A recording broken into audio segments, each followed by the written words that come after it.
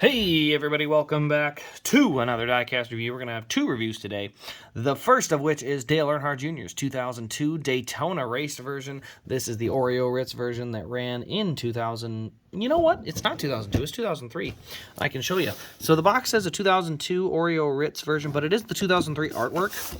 And the other way that you can tell is you open it up here and it says February 15th, 2003. So it just must be a misprint on the tag. Let's call it the tag. So just a little misprint on the tag, but you can see a picture of Dale Jr. with the trophy, the car crossing the line there. Or maybe that's after the checkered flag because his window net's clearly down. But anyway, yeah, you can see the pictures there. It is the clamshell style box, so it's the classic Elite from that era. And here's our car here, so let's go ahead and drop in, get real up close to it, and see what we're looking at. So it's not a super raced up version. You can see a little mark here. You can see the marks on the wheels and tires. You see the pink on the lug nuts and on the hub there. You can see we got our black skirt around the bottom. You can see a little bit of dirt across the front. Very, very simple, very basic though.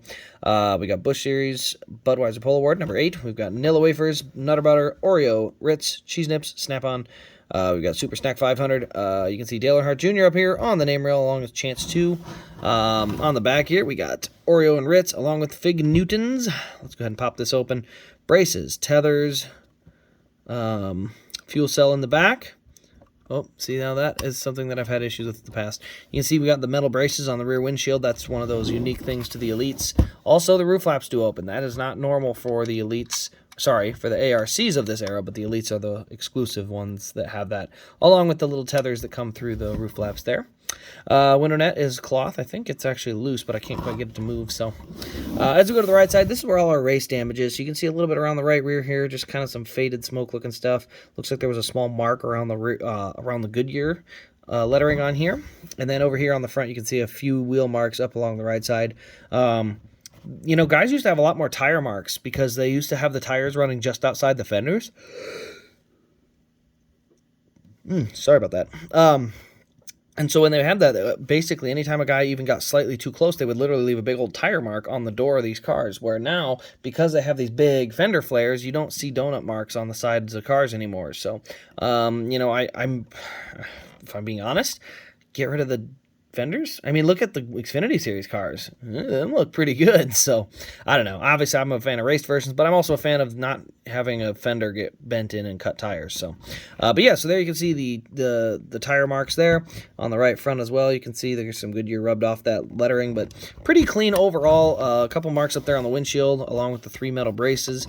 We do have Oreo and Ritz on the hood, along with the metal grate, which is here. And then that one down here is actually painted. So that's also a metal grate that's kind of added in, but it's painted to match the car. So that's actually a very cool detail that, you know, they did get accurate on that. Let's go ahead and pop the hood open. This is where you see the the masterpiece of what these cars used to be.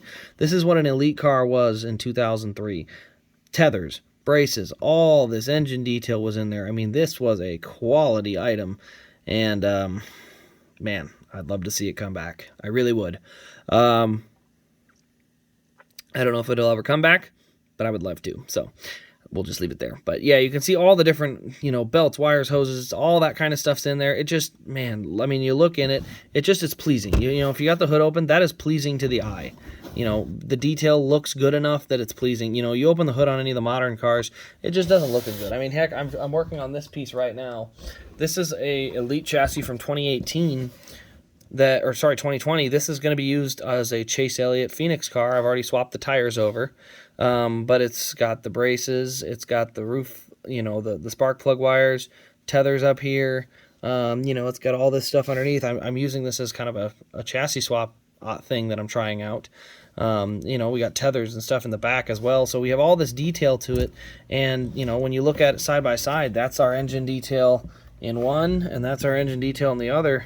And maybe it's just the color that makes it look so much better, but, you know, it's pretty clear to me that that one just looks better. So, you know, man, I hope we get better engine detail coming back. I know it's probably a tall ask, but, man, it would be nice. But, yeah, anyway, that's really all there is to show. One thing I did think that was kind of neat that I don't know if not a lot of people noticed, I'm going to show this car here. I'm just going to leave it there. Then I'm going to bring in the Exaltus paint scheme from 2016. Now, this is currently where I pulled that chassis off of, but Isn't that just funny? I don't know if anyone noticed this when he first ran that car in 2016. But yeah, I mean, it's like spitting image outside of course, the gray 88 versus the white 8.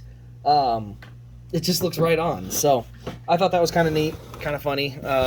So I just thought I'd point that out. But anyway, guys, that'll wrap up the video here. If you're interested in this car, it is part of the eBay special this week. So you can check it out over there on eBay. I can link it in the description below, but also check out the eBay update to see all the stuff that's on there. It all started at 99 cents. Don't know where it is now, but yeah, so go ahead and check it out down in the description below. Other than that, though, this has been Race Grace. Thanks for watching, everybody, and we'll see you in the next Diecast review.